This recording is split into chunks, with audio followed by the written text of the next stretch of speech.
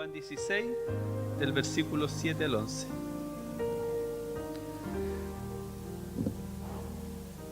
Si ha encontrado la palabra del Señor, le damos lectura como está ordenado en el nombre de nuestro Señor Jesucristo. Amén. Dice: pero yo digo la verdad, os conviene que yo me vaya, porque si no me fuese, el Consolador no vendría a vosotros, mas si me fuere, os lo enviaré. Cuando Él venga, convencerá al mundo de pecado, de justicia y de juicio. De pecado, por cuanto no creen en mí; de justicia, por cuanto voy al Padre y no me veréis más; y de juicio, por cuanto el príncipe de este mundo ha sido ya juzgado. Que el Señor añada bendiciones a la lectura de su palabra. Gloria al nombre del Señor. La palabra del Señor, hermano, nos va a revelar algo muy hermoso. Cuando el Señor Jesucristo se apareció a sus discípulos después de 40 días, que estaban todos congregados con Él en la cúspide de una montaña, Él fue llevado al cielo ante sus ojos, según lo que leímos en Hechos 1:11. Pero no obstante, antes que el Señor se fuera, Él dejó una promesa, que Él enviaría el Espíritu Santo o el Consolador, el sustituto de Él. Alguien, para que sea sustituto de otro, tiene que tener las mismas características, ¿no es cierto?, y las cualidades de que se fue. Por eso nosotros no creemos que el Papa es el sustituto de Cristo en la tierra, porque Él es un hombre mortal y pecador. El Señor dejó al Espíritu Santo como su sustituto en la tierra, porque el Espíritu Santo es la tercera persona de la Trinidad y es tan Dios como Jesucristo. Sea bendito su nombre para siempre. Entonces el Señor les dice una palabra que los discípulos quizás no la entendieron, nosotros la entendemos ahora, que dice que a vosotros os conviene que yo me vaya. Quizás, ¿no es cierto?, Juan, que era el más apegado al Señor, dijo: pero ¿cómo va a convenir que tú te vayas, Señor, si yo no quiero que tú te vayas? De hecho, si el Señor estuviera en medio de nosotros, aquí viniera hoy en día, en el año 2019, y el Señor dijera: me voy a ir, ninguno de nosotros los quería dejar ir, pues, ¿no es cierto? Lo abrazaríamos al Señor y quizás le diríamos: Señor, pero quédate más rato con nosotros, un par de años, pero es que los voy a enviar el Espíritu Santo. No queremos el Espíritu Santo, te queremos a ti, porque te tenemos aquí en medio de nosotros. Gloria al nombre del Señor. Porque ellos no conocían el Espíritu Santo, pero el Señor lo tenían ahí, escuchando sus prédicas, viendo sus milagros. Tenían a Dios, imagínense, en medio de ellos. Gloria al nombre del Señor. Sea bendito su nombre para siempre. Pero el Señor les dice: conviene que yo me vaya. Les conviene. ¿Por qué les convenía? Porque el Señor tenía que morir por ellos. Y tenía que morir, y a través de la muerte y la resurrección, Él tenía que irse. Si Él se quedaba, no iba a morir por ellos. Pero en cambio, si Él se quedaba y se entregaba a la muerte, iba a morir y resucitar para irse a interceder por cada uno de nosotros. Gloria al nombre del Señor. Entonces el Señor les dice que les enviará otro Consolador, el Espíritu de verdad, y Él, ¿no es cierto?, hará tres cosas importantes que vamos a predicar esta mañana. Primero dice: cuando Él venga, convencerá al mundo de pecado, de justicia y de juicio. Tres cosas: pecado, justicia y juicio. Pero hasta ese momento, cuando el Señor está en el monte, ¿no es cierto?, de la ascensión, el Espíritu Santo no había venido. Entonces es como si yo le dijera: hermano, entonces vamos a hacer esto, y usted dice: ¿de qué está hablando? No entiendo, porque yo no conozco el Espíritu Santo. Y cuando el Señor está en el monte, ¿no es cierto?, orando y dándole esta instrucción, había más de 500 personas. 500 personas viendo, hermano, y oyendo al Señor sus últimas palabras. El Señor le encomienda ir por todo el mundo a predicar el Evangelio y le da la promesa del Espíritu Santo. Y cuando Él está hablando en el monte de la ascensión, dice que bajaron, ¿no es cierto?, una nube, y se elevó al Señor y lo desapareció en su vista. Imagínense. Quizás muchos de los que estaban ahí, mujeres, que son más sensibles que nosotros, se pusieron a llorar. Dijeron, no, mi Señor, ¿por qué te vas? No, ¿qué vamos a hacer ahora? Sin ti, mi Señor. Y se pusieron a llorar. Porque se quedan mirando hacia el cielo como esperando que la nube descienda y los traiga de nuevo, pero ya el Señor se le desaparece su vista. Y aparecen dos ángeles para consolar al grupo y le dicen, ¿qué hacéis mirando al cielo? Porque ese mismo Jesús que ha sido tomado en una nube, de esa misma forma un día volverá. Gloria al nombre del Señor. Más de 2000 años han pasado y seguimos predicando que Cristo volverá en una nube. Sea bendito su nombre para siempre. Entonces, hermanos, eso ya les trajo la calma a los discípulos. Dijeron, bueno, esperemos que el Señor venga. Recuerda que ellos creían que el Señor iba a venir en su tiempo. El apóstol Pablo decía, yo ya veo al Señor que la trompeta va a sonar. Es más, algunos dejaron hasta de trabajar. Y el apóstol Pablo tuvo que decirle, no, mire, el que trabaje, que no coma. Gloria al nombre del Señor, porque el Señor venía, ¿me entiende? Sea bendito su nombre para siempre.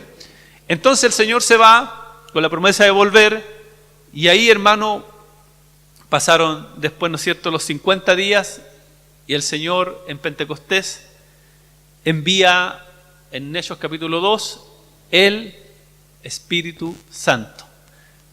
Gloria al nombre del Señor. ¿Qué es el Espíritu Santo? No es una fuerza, como dicen los testigos de Jehová, ¿no es cierto? El Espíritu Santo es la tercera persona de la Trinidad que tiene voluntad, que tiene discernimiento, que tiene, ¿no es cierto?, personalidad, y Él es, hermano, el que quedó en la tierra cuidando a la iglesia y guiándola a toda verdad y a toda justicia. Gloria al nombre del Señor. Yo no sé de los que están aquí, hermanos, cuántos han sido bautizados por el Espíritu Santo. No sé su experiencia. Al menos yo fui bautizado por el Espíritu Santo. Y tengo el testimonio poderoso de cómo me bautizó Dios. Pero no quiero contar esta mañana para no sacarlo del foco de la palabra. Pero, hermano, no estamos solos. A eso quiero llegar. No estamos solos. Está con nosotros el Espíritu Santo. Porque si hoy estamos solos, hermano, la iglesia hubiera desaparecido en el primer siglo. Pero usted cuando ve el trajinar de la iglesia, cómo fue perseguida por los romanos, después fue perseguida por el paganismo de la iglesia católica y fue perseguida por toda la religión atea, nunca hubiera permanecido el evangelio hasta el día de hoy. El Espíritu Santo la fue protegiendo, la fue respaldando, la fue guardando hasta llegar hoy en día, y si uno viene en 20 años más, seguirá siendo así. Pero a eso se llama el Espíritu de gracia, porque un día, cuando el Señor venga, el Espíritu Santo vuelve de donde fue enviado, al cielo, con la iglesia. Y ya no hay más gracia para el mundo, y ahí sí que va a quedar, disculpen la expresión, la escoba. Gloria al nombre del Señor. El libro Apocalipsis dice, ¿y quién podrá estar en pie en aquel día? A todos le van a temblar las canillas. Gloria al nombre del Señor, especialmente a aquellos que no se apercibieron de esta palabra. Entonces el Señor dice aquí que cuando Él venga, hará tres cosas. Convencerá al mundo de pecado, de justicia y de juicio. Y vamos a ir viendo cada una de ellas. Primero, de pecado. ¿Por qué de pecado? Porque el pecado de que está hablando aquí, que convencerá al mundo, ¿no es cierto? Porque cuando nosotros predicamos, y cuando yo predico aquí, si yo hago un esfuerzo humano para convencerle a usted que sirva a Dios, va a ser un fracaso. Pero si yo oro al Señor antes en mi casa y me aparto, le digo, Señor, yo quiero que el Espíritu Santo convenza a mis hermanos a servirte, entonces el Espíritu Santo es el que convence a las personas. Pues de repente uno un poco orgulloso, me gané 10 almas predicando, me gané. A mí me ha pasado eso. Y digo, me gané 2 almas en la radio, me gané. Entonces hay que como que darle una vuelta a eso y decirle, el Espíritu Santo los convenció a ellos. Entonces lo primero que los convence es de pecado. ¿Cuál es el pecado que tiene que convencer el Espíritu Santo al mundo y a los seres humanos? El pecado de incredulidad. Porque usted escucha en la tele y dice, oye, este era un pedófilo, este era un travesti, este era un asesino, uy, qué terrible. Pero esos no son los pecados más grandes. El pecado más grande que Dios le considera al ser humano es la incredulidad. Gloria al nombre del Señor. Y dice el Señor, por cuanto no creen en mí. Entonces, ese vecino buena onda, todo lo que tiene, no es nada malo, pero tiene un terrible pecado, que es incrédulo. Porque no cree en el Señor, ni se somete a su voluntad. Entonces la incredulidad, hermano, es tenacidad, dureza, mantener un error, es rebeldía, totalmente rebeldía. El que no cree, dice la palabra del Señor, es juzgado. Porque el que no cree ya ha sido condenado porque no ha creído en el nombre unigénito del Hijo de Dios. Cuando una persona no cree, si usted no cree, yo no creo, lo que me condena a mí es mi incredulidad porque no creí. Y el Señor, hermano, nos ayude. Porque el ser humano, todos tenemos incredulidad. Todos. Aún siendo creyentes tenemos incredulidad. Deje ponerle algunos ejemplos, ¿no es cierto?, que sale en la Biblia. Dice la palabra del Señor que sin fe es imposible agradar a Dios. Sin fe es imposible agradar a Dios. Dice la palabra del Señor que había un joven. Bueno, antes quiero decirle de que la incredulidad es contraria a la fe. Porque la fe es la certeza de lo que se espera y la convicción de lo que no se ve. ¿Usted tiene fe en Dios? Pero yo no sé, ya hablamos la vez pasada que tenía que ser una fe verdadera, ¿se acuerda? Fe con obras. Entonces esa fe, hermano, a usted lo salva. Porque usted cree en lo que no se ve. ¿Por quién ha visto a Jesús aquí? Nadie ha visto a Jesús. Yo no lo he visto ni en sueño. ¿Quién, hermano, tiene certeza de lo que se espera? Yo tengo certeza de que cuando muera voy a ir a un lugar llamado el paraíso. Ahí sí he tenido otras revelaciones, ahí puede decirle yo he visto algo. Y quizá usted, Señor, lo ha llevado hasta allá. Pero yo estoy seguro de cuando yo muera, me libre de este cuerpo, voy a partir al paraíso, a la presencia del Señor. Y por eso luchamos, ¿no? Por eso nos levantamos temprano hoy día, con el sueño, con los ojos medio pegados, con dolor de cabeza, pero vinimos porque queremos salvarnos.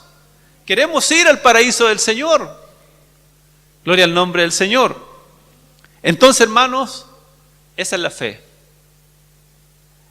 Pero tenemos en nuestra vida una realidad terrible, que hay una parte de la incredulidad que nos gobierna. ¿Por qué nos gobierna un poco la incredulidad? No debiera ser para nosotros y para el mundo. Es que nosotros nos comunicamos con nuestra alma, se comunica con el mundo exterior a través de los 5 sentidos. Entonces todo lo que nosotros nos digan, nuestros 5 sentidos lo analizan y ven si es real o mentira. Porque yo le digo, hermano, aquí hay un espíritu en la mitad. Usted dudaría, porque sus 5 sentidos le están diciendo que no hay ningún espíritu. Usted miraría con su ojo, la vista, nada. Con su oído, nada, ¿no es cierto? ¿Olfatearía así? No. Si podía, sacaría la lengua si quisiera probarlo con el gusto, tampoco. Y después con su tacto, haría esto así. No hay ningún espíritu que moje. Porque mis 5 sentidos me dan testimonio de que no hay nada. Entonces mi corazón me diría, no, yo no le creo lo que está diciendo. Esa es la incredulidad que nosotros tenemos en nuestro corazón. Y el enemigo, hermano, de la fe, que lo dijo un gran hombre sabio de nuestra iglesia, nuestro hermano Lago, quizá algunos no saben la historia, pero yo se la voy a contar aquí. Estábamos en ese lado cuando estábamos construyendo el templo, almorzando ahí, y estaba mi pastor, pastorito, hermano Lago, y yo estábamos sentados en un grupo, estábamos conversando las cosas del Señor, y el pastor dijo, bueno, Javier me dijo, ¿cuál es el enemigo de la fe? Y yo saqué a relucir mis títulos de teología, le dije, mire, según este versículo, es la apostasía. No, me dijo. Ah, no, espere, me equivoqué. Acá es el pecado. No, me dijo. Y el hermano Lago, una palabrita le dice. El enemigo de la fe, pastor, es el razonamiento humano. Es el enemigo de la fe. Ahí que yo guardé mis libros, los tiré por allá, hermano. Hay que tirado, hermano, me faltó, no me alcanzó la sabiduría, hermano. Ese es el enemigo de la fe, el razonamiento humano, hermano, porque todos razonamos, pensamos con los 5 sentidos. No estamos conectados con el mundo espiritual, entonces todos nosotros lo cuestionamos, hermano. Y nuestra razón nos lleva a razonar. ¿Usted cómo trabaja en su trabajo? Razonando, ¿no es cierto? Pensando. Cuando el jefe le dice, hay que hacer esto, ¿qué dice usted? Voy a orar al Señor. No, usted analiza la problemática que le puso y usted lo razona cómo solucionar ese problema. Entonces, hermano, el razonamiento humano es el enemigo de la fe. Debería tener un chip aquí cuando entremos a la iglesia, ¿no es cierto? Razonamiento humano en la pega. Otro chip, digo, un pulsador que nos diga estamos en la iglesia, creemos en las cosas de la fe, pero no tenemos ese botoncito. Tenemos que luchar con nuestro razonamiento humano. Gloria al nombre del Señor. Un hombre se acerca al Señor, había ido al médico y todo el tema, ¿no es cierto? Su hijo se caía en el fuego, se revolcaba, le caía saliva. Fue al médico, quizá el médico le dice, le da un ataque de epilepsia. Los discípulos dicen, no, es un demonio. No pueden echarlo fuera. Y el Señor les dice, ¿tú crees que yo puedo hacer esto? Y el papá, aquel joven, le dice, sí, Señor, sí creo, pero ayuda a mi incredulidad. Y ahí está la clave para vencer la incredulidad, pues, hermano. Tenemos que pedirle al Señor que nos ayude en nuestra incredulidad. En otras palabras, que nos ayude a vencer nuestra incredulidad. Porque si usted se da cuenta en la Biblia, y los mismos testimonios de la iglesia, los que han vencido han sido porque su fe ha sido más grande que su incredulidad. Gloria al nombre del Señor. Entonces el Señor reprende al demonio. Hoy día si hay alguien con epilepsia y yo digo que es un demonio, me tratarían de loco a mí. Porque primero tienen que ir a médico primero porque puede ser un demonio, puede ser una brujería, o no, es que es un problema mental, está enfermo mental, esquizofrénico, lo que sea. Entonces el razonamiento humano siempre choca con nuestra fe y ahí impide que se produzca el milagro. Otro ejemplo, ¿no es cierto?, es cuando el Señor va a Nazaret. Jesús vivió en Nazaret, usted sabía, ¿no es cierto? Vivió en Nazaret el Señor. Y en Nazaret lo conocían todos, pues. Es como lo conocen a usted en su barrio. Y él llegó, ¿no es cierto?, lee Isaías y dice que es el Hijo de Dios, que es el Mesías, Yeshua HaMashiach. Entonces dicen, pero no, ¿cómo si ese? Ahí está María, ahí está su padre José, yo le mandé a hacer unos muebles el otro día a José. ¿Qué Hijo de Dios? Y cuando él volvió, lo echaron de Nazaret, y cuando él volvió a predicar, dice que no pudo hacer muchos milagros. El Hijo de Dios, hermano, no pudo hacer muchos milagros porque había incredulidad, hermano. Y ahí sí que no está llegando la palabra, porque no hay que hacer que los milagros se estén produciendo en la iglesia porque usted es el incrédulo, hermano, está haciendo piedra de tope. O yo soy el incrédulo. Mientras estamos ungiendo a los enfermos, usted está diciendo, no, esta persona hay que llevarla al médico, a lo mejor tiene un problema médico. Y si le damos más pastillas, y si le hacemos una ofrenda para que compre remedio mejor. Y usted está haciendo tope para que el poder de Dios se manifieste. Gloria al nombre del Señor para siempre. El razonamiento humano choca con lo que Dios nos manda hacer. Pedro, hermano, era un osado pescador. Un hombre que nació en el lago de Galilea, ¿no es cierto? Un hombre que tenía gente a su cargo y tenía sus barcas. Entonces el tipo no le temía meterse al mar y sabía dónde estaban los peces, y sabía las mareas, la luna, sabía todo. Y estaban pagando los tributos. Y el Señor mira a Pedro y le dice, Pedro, anda a pescar. Y cuando es aquí, anda a pescar. Va a ir a la orilla, va a tirar el anzuelo, y en el pez va a venir dentro una moneda para que paguemos los impuestos.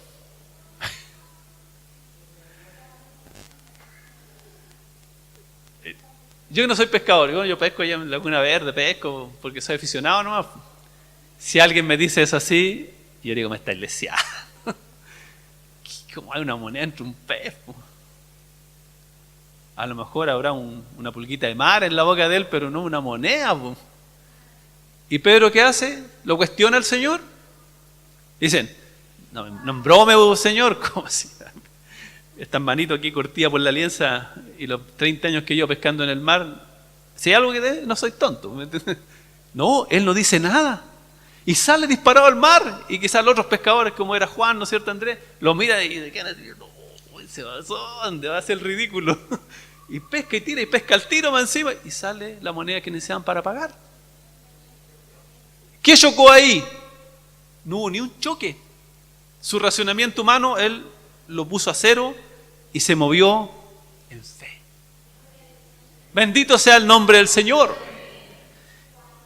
¿Quién tiene que convencer de esto a usted y a mí? Es el Espíritu Santo, que tiene que decirnos que cuando Dios nos pide hacer cosas ilógicas, irracionales, que van en contra de lo que usted le han enseñado desde niño, usted tiene que moverse en esa voluntad.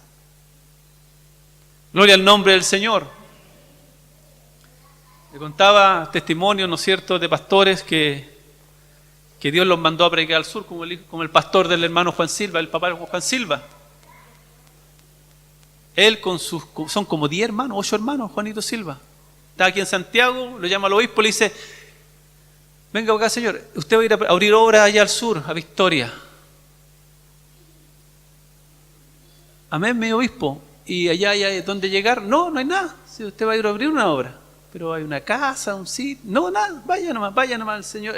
Crea que Dios le va a proveer todo y lo va a bendecir y le va a prosperar. Y el pastor va a la casa y le dice a la señora eso, y la señora lo confirma y dice: amén, pues, venden todo y parten con los cabros chicos para Victoria. Llegan allá y se no hay donde dormir, se arriendan una pieza, imagine, todo en una pieza, me decía Juan Silva. Y todo pasando hambre. Pero es que el Señor me dijo que me iba a bendecir. Y ya vendimos todo, no podemos volvernos. Y me decía: ¿sabes, Javier? Me decía, y empezamos a ver cómo cuando tú te movías en fe, el Espíritu Santo, cómo Dios te empieza a responder. ¿Sabías? No me voy a creer. Como teníamos tanta hambre, iba una gitana casi todos los días a dejarnos una gallina. Una gitana, miren, nada que ver con este cuento. Y un día andábamos predicando por los campos, dijo, y estaba un guaso ahí, y dice: pastor, le dice, ¿qué anda haciendo? Predicando la palabra. ¿Y tiene iglesia? No. Yo tengo unos sitios abandonados allá, dijo, si quiere los puedo usar. ¿En serio? Sí. Ya partieron para ir a ver los sitios. ¿Y tiene madera a construir? No. Ni un clavo tengo, no tengo ni pan. Pero yo tengo harto material aquí que me ha quedado, dijo, y voy a buscar unos primos míos que también tienen material, y unos cuñados por allá. Y vino todo un ejército y armaron un templo, que es el templo que tienen ahora, que ahora es como una cuestión así. Y me dice: levantaron una iglesia y la gente empieza a llegar, y el poder de Dios se manifiesta en la iglesia, porque el pastor ese era un pastor que decía el Juanito Silva, que entraba, pescaba, sacaba su manto así, y se lo tiraba a los enfermos, y los enfermos sanaban. Porque si el hombre que tiene esa fe tenía ese poder, ¿me entiendes? Y empezaba a sanar los enfermos, y la gente le llevaba, dice, nos llevaba cosas, nos llevaban papas, nos llevaban lechuga, porque como estaban agradecidos que Dios les sanaba a sus enfermos y teníamos que comer, dijo. Gloria al nombre del Señor. Después abrimos más obras, dijo, y abrir más obras en Victoria, en Temuco, en los campos, y se levantaron varias iglesias más. Imagínense, pero eso no pasó en un año a otro, por hermano. Pasaron años, y un día el pastor se cansó y dijo: no, estoy viejo, ya cómo voy a ir. Fue donde el obispo: aquí está mi obispo, las llaves del templo. Y yo le dije: pero no dejó a ninguno de ustedes. No, dijo, no, ni un hijo de pastor. Dijo: yo quiero que el Señor, así como envió a mí, envíe uno a él. Mandaron un cabro joven para allá, un pastor joven, él sigue con la obra. Y ahí donde íbamos a ir de visita a un 18 pastor, ¿se acuerdan cuando nos invitó Juan Silva? Miles de almas. Porque un hombre, uno solo, y su esposa, se movieron en fe, pues, hermano. Entonces, hermano, los incrédulos, dice, no entrarán en el reino del Señor. Los incrédulos tendrán su parte en el lago que arde con fuego y azufre. Muchas bendiciones, hermano, nosotros las hemos perdido. La hemos perdido porque hemos tenido incredulidad. Ahí estaba la bendición y nosotros la hemos perdido. Yo reconozco muchas bendiciones las he perdido porque he dudado, no he creído. Y el Señor nos ayuda, hermano, a nuestra incredulidad. Segundo, dice de justicia. Mire, la justicia del hombre condenó a Jesús a la muerte como culpable En cambio, Dios lo levantó de los muertos como inocente y lo sentó a su diestra como Señor de todo lo creado. El Sanedrín, hermano, que era la corte judía, corte de justicia del pueblo de Dios, condenó a Jesucristo. Muy pronto se va a venir, ¿no es cierto?, Semana Santa, y nosotros vamos a recordar ese hecho cuando el Señor el día miércoles es detenido por el Sanedrín. Sanedrín, ¿no es cierto?, se componía de 50 sacerdotes, ¿no es cierto?, con un sumo sacerdote, que de tiempo era Caifás, y él, hermano, tenían poder solamente para detener personas por temas religiosos, pero no para matar. Porque como estaban los romanos gobernando, quien mataba aquí eran los romanos. Pero si ellos presentaban pruebas suficientes, podían convencer al emperador que los matara. Entonces, cuando el Señor va al Sanedrín, ¿qué hacen ellos? Lo condenan con falsos testimonios diciendo que el Señor iba a destruir el templo, que no guarde la ley de Moisés, que era hijo de Dios y que Dios es uno, y puras mentiras. Gloria al nombre del Señor. Lo condenan, lo golpean, le tiran sus barbas. Ahí sabemos que el Señor, de ese pasaje sabemos que el Señor usaba barba, porque dice que tiraban sus barbas. Lo golpean al Señor, de puño, de pie, lo golpean, le desfiguran el rostro, hermano, pero no pueden matarlo. Y como quieren matar al Señor, dicen que lo llevan, ¿no es cierto?, en la noche, donde Pilato. Pilato se da cuenta de una cuestión religiosa, no los pesca mucho, pero ellos tratan de convencerlo, le dice, sí, pero él se ha declarado rey. Y aquí el único rey es César. Mire la traición de ellos mismos a su pueblo. Rey de los judíos, ¿no? Y si César se entera de que alguien que se andaba declarando rey, tú no le hiciste nada. Si alguien le llega con el chisme, ¿qué va a decir César de ti, Pilato? Así tienen que haberle dicho, ¿no es cierto? Entonces Pilato ¿cómo se llama? Lo toma detenido y de repente pesca el carnet de identidad a Jesús y dice, pero Jesús nació en Nazaret de Galilea. Este no es mi problema. Este es problema de Herodes. No es mi problema. Herodes gobernaba ya en Galilea. Él gobernaba en Judea. Y como él nació allá, en Galileo, se fue a vivir a Galilea, tenía residencia en Galilea. Recuerda que ahí vivió toda su jornada el Señor, después de los 30 años hasta que murió. Entonces él estaba en Galilea y dijo, este problema no es mío. Este problema es de Herodes. Sea bendito el nombre del Señor. Que el Señor nos ayude. Entonces el Señor, hermano, lo llevan a Galilea. Y mire cómo son las cosas, hermano. Porque en los planes de Dios no hay nada al azar. Todo está bien. Cuando a mí me llamó la atención cuando Pilato le dice, llévenlo a Galilea, donde Herodes. Y resulta que lo llevan y yo decía, pero eso está lejos. Era como un día de camino. Pero si usted lee la secuencia de Semana Santa, el mismo día lo llevan y lo traen. Yo decía, pero ¿cómo es posible que haya ido y volvido? Y sabe, después leyendo la palabra del Señor, ¿sabe dónde está la explicación? De que dice la Biblia de que en esos días Herodes estaba hospedado en los palacios de Pilato en Judea. Había ido de visita. Gloria al nombre del Señor. Por eso se explica de que ellos lo fueron a llevar al palacio que le había prestado, ¿no es cierto? Recuerde que Pilato tenía palacios cerca del templo y en uno de esos palacios él había estado hospedado. Y ahí estaba. Entonces como Pilato dice, pero aquí está Herodes. Lo tenía justamente invitado esta semana, así que llévenselo a Herodes, que él solucione este problema porque son cuestiones religiosas. Y lo llevan, hermano, donde Herodes. Herodes sabemos que era hijo de una familia sanguinaria. Ahí se han matado entre hermanos, se han matado entre padres. Él, hermano, era un loco, era un demente. Entonces cuando lo llevan donde Herodes le dice, a ver, hacemos unos milagritos, a ver, aquí lúcete con algunos milagros. Y Jesús no lo pesca, como decimos nosotros hoy en día en chileno. No le toma en cuenta nada de lo que dice. No le da ni una palabra. Y Herodes como queda quemado y no lo puede matar porque no está en su tierra. Entonces dice, no, devuélvanselo a Pilato. Porque este está loco.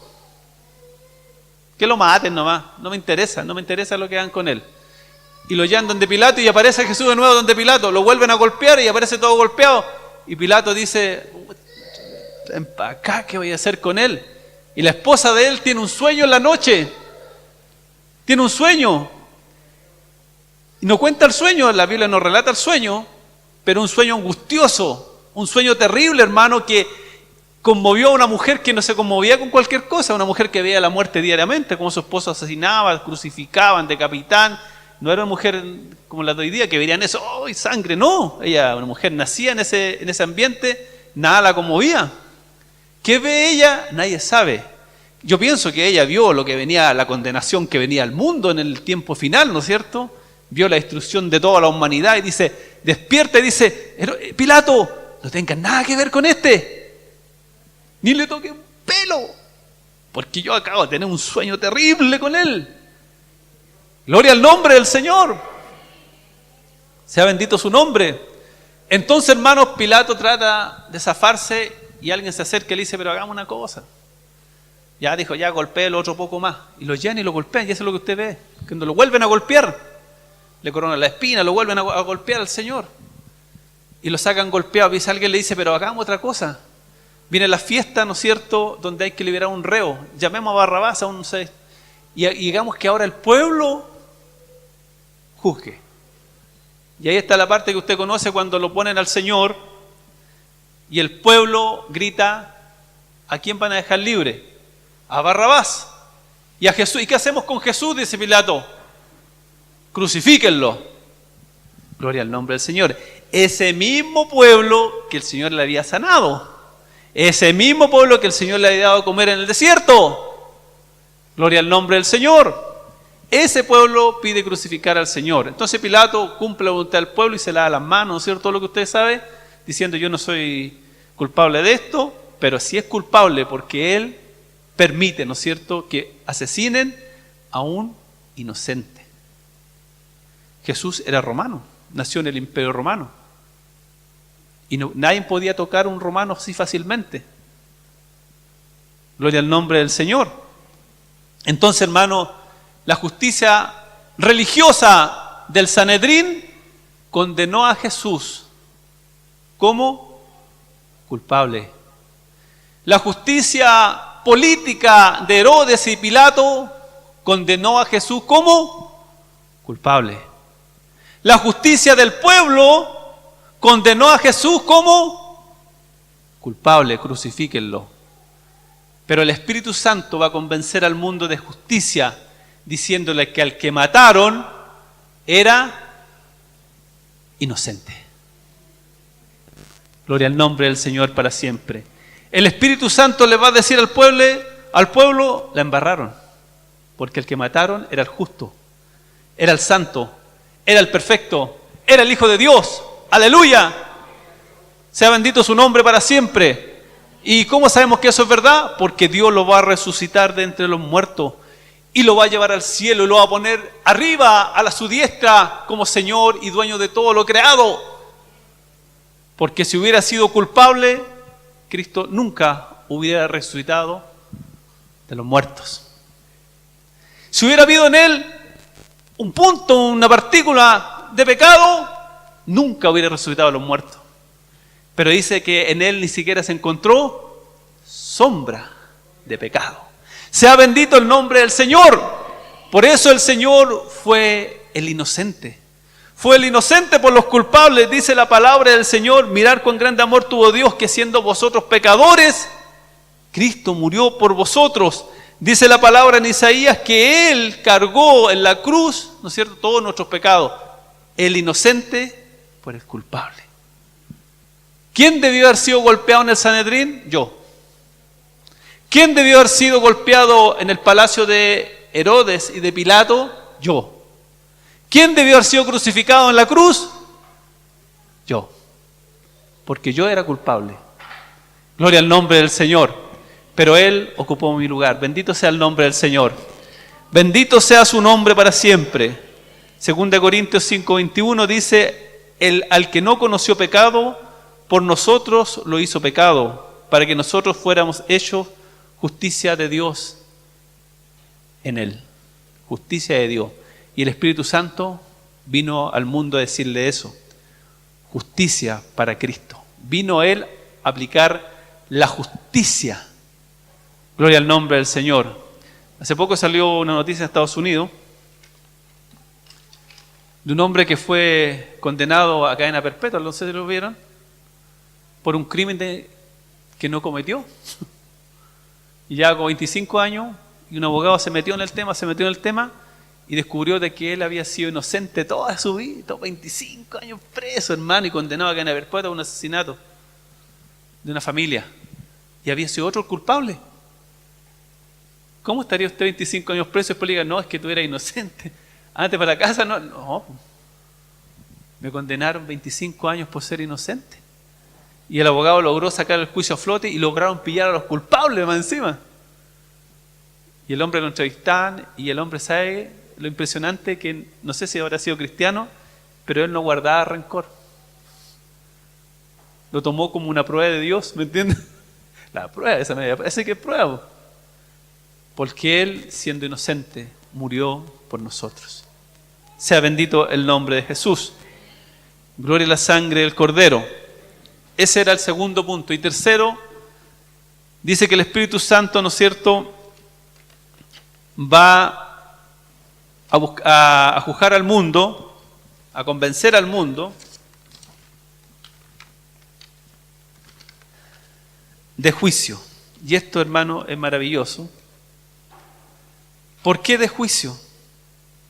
Porque cuando Cristo, hermano, déjele esta introducción, cuando Cristo, ¿no es cierto?, murió en la cruz, no solamente trató con el pecado, que estamos hablando de la cruz y la miseria del sufrimiento humano, sino que también, hermano, en la cruz Él ganó la libertad para nosotros. Amén. Pero ocurrió algo más grande todavía que eso, o no sé si era tan grande, que el Señor dictó sentencia sobre un caso que había ocurrido hace mucho tiempo atrás en la eternidad.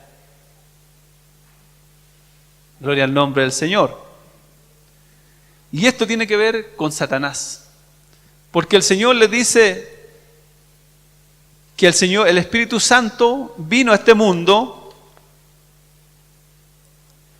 por cuanto el príncipe de este mundo ya ha sido juzgado.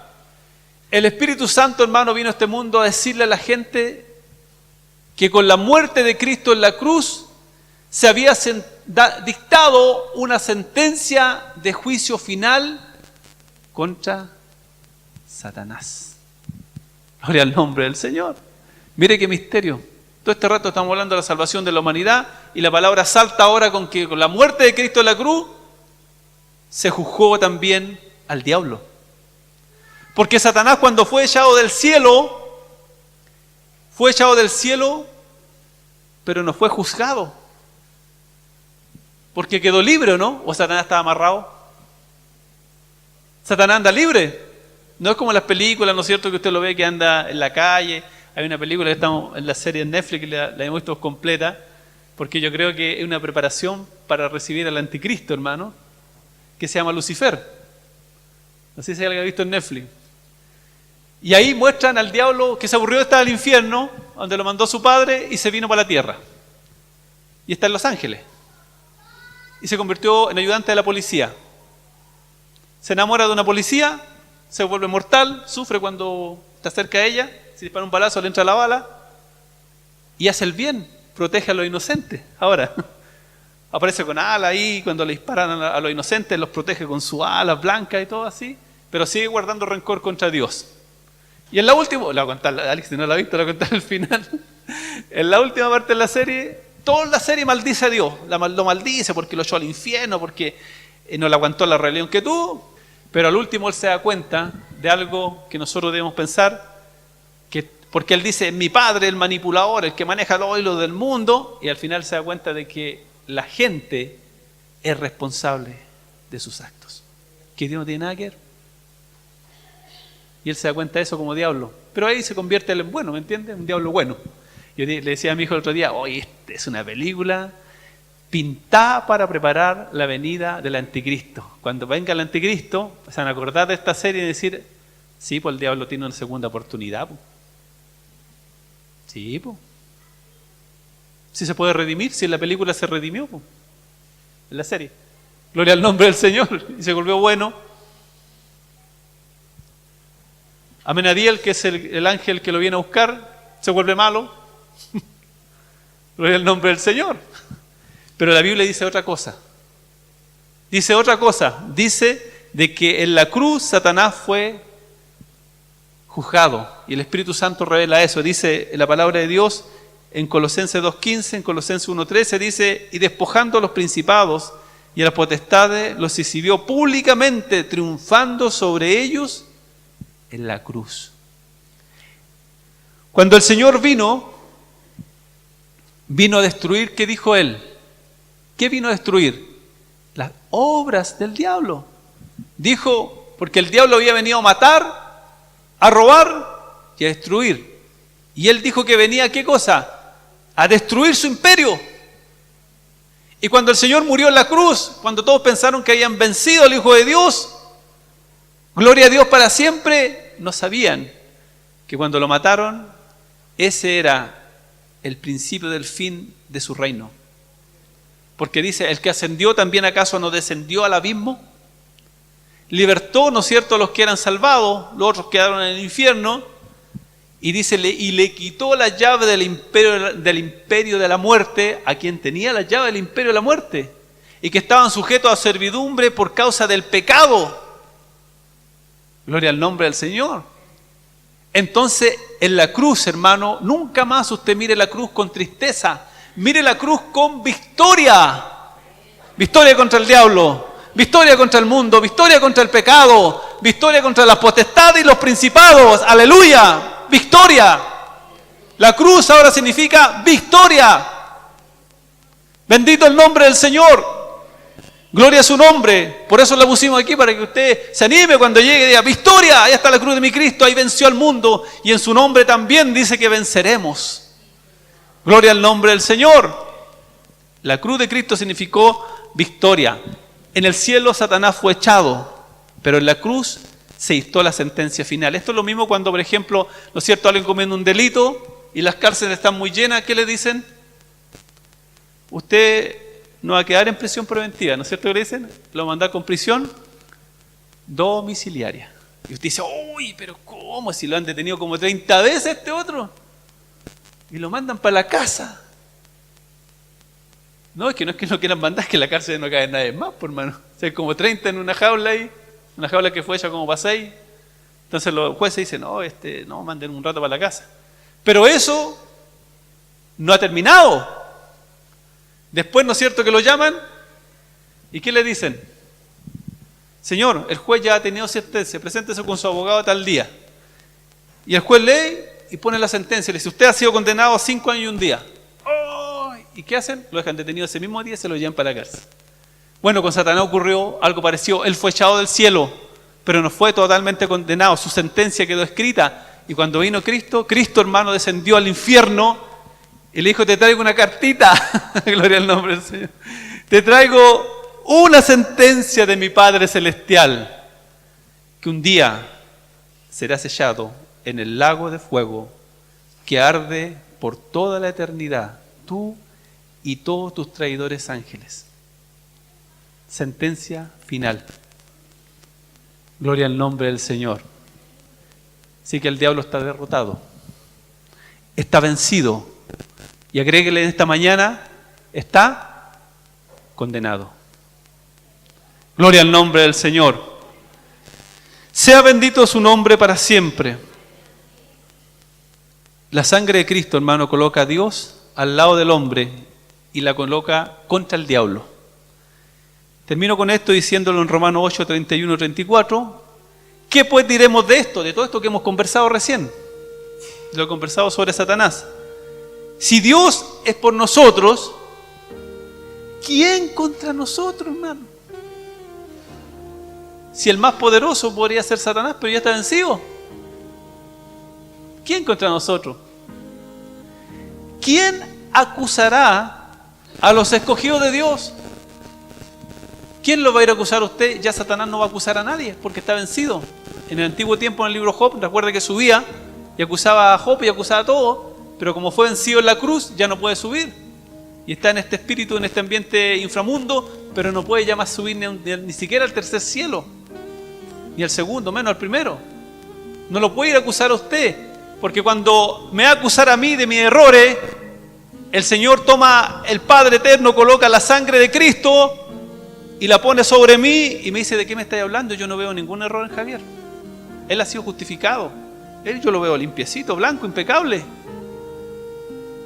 Porque la sangre de Cristo nos lava y nos limpia de todo pecado. Y así nos ve Dios por la sangre de Cristo. Por el sacrificio de Cristo. Nos ve ahí el Señor cubierto con su sangre. Entonces la sangre de Cristo la pone contra el diablo, pero al lado de nosotros. Sea bendito su nombre para siempre. Así que no predique más que Satanás lo fue a acusar, hermano, porque eso ya no es verdad. ¿Y quién nos condenará? Dice aquí, ¿quién nos condenará? Cristo es el que murió, más aún Él también el que resucitó, el que además está a la diestra de Dios y también intercede por nosotros. Mire, todas las bendiciones en un puro versículo, todo el resumen. Él intercede. Cuando yo peco, dice abogado, tiene para con el Padre a Jesucristo el justo. Si yo me arrepiento de corazón y me aparto del pecado, el Señor me perdona y me vuelve a lavar con su sangre. Entonces, ¿quién me condenará? Dice la Biblia. Nadie, porque el Señor está a la diestra del Padre intercediendo por mí. Y también por usted si es que hay un pecado. Gloria al nombre del Señor. Que Dios nos ayude. Que Dios nos bendiga. Entonces el Señor nos ha enseñado esta mañana que el Espíritu Santo hace esta tremenda labor de justicia, ¿no es cierto? El Señor de pecado, de justicia y de juicio vino a convencer al mundo. Así que en esta mañana, quiera Dios que esta palabra se vaya guardada en su corazón y que el Señor nos ayude a buscar entonces la presencia del Espíritu Santo de Dios en su vida primero y después en la congregación. Para Dios sea la honra, sea la gloria. Le invito a que todos juntos demos la honra y la gloria a nuestro Dios.